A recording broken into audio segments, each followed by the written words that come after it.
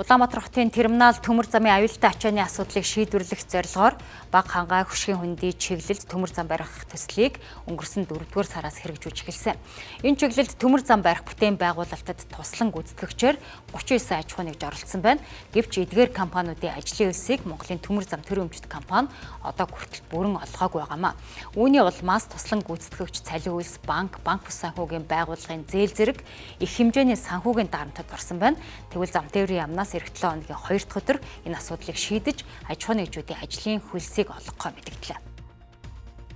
Монголын төмөр зам 69 аж ахуй нэгжтэй хамтран ажилласан. Тэгвэл аж ахуй нэгжүүд нь техник хэрэгслээ түрээслүүлсэн ажлын хөлсөө өнгөрсөн зунаас хойш авч чадаагүй байна.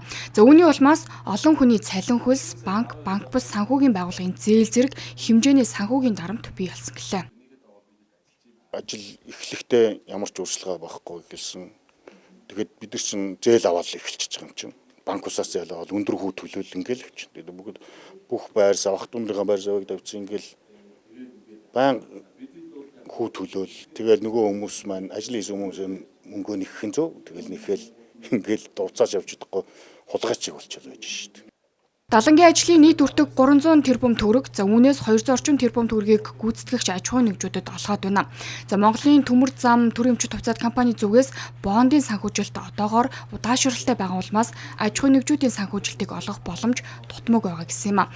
Харин салбарын сайдын зүгээс эх 7 хоногийн 2 дахь өдөр асуудлыг шийдэж аж ахуй нэгжүүдийн ажлын хөлсийг олохыг гуйгдлээ. Амьдрал дээр ийм одоо би өмнөх гарсан гашуун туршлага байсан учраас анх энэ ажлыг эхлэхэд нь захиралд нь үүрэг өгж ирсэн. За энэ туслан гүйцэтгэгч гэрээгүйгээр аман ингээ орж байгаа улсууд сүүлд ингээ хохироод үлддэгин шүү. Өмнө нь олон зуун мянган компани зүүн баян цогццыг дээр ингээ хохирсон шүү. Олон жил угсан ийм асуудал гарсан шүү. Бүр ёр шиг хэлж ирсэн.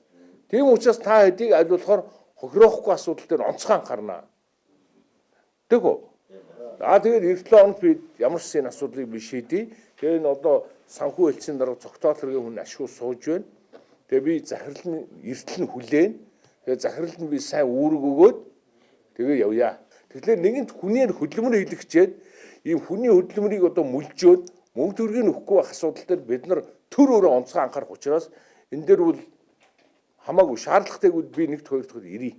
Манай дээр 63 аж ахуй нэгж гэдэг бол төслийг анх судалгаа суур түвшнээс нь эхлээд одоо ингээд ажилласан.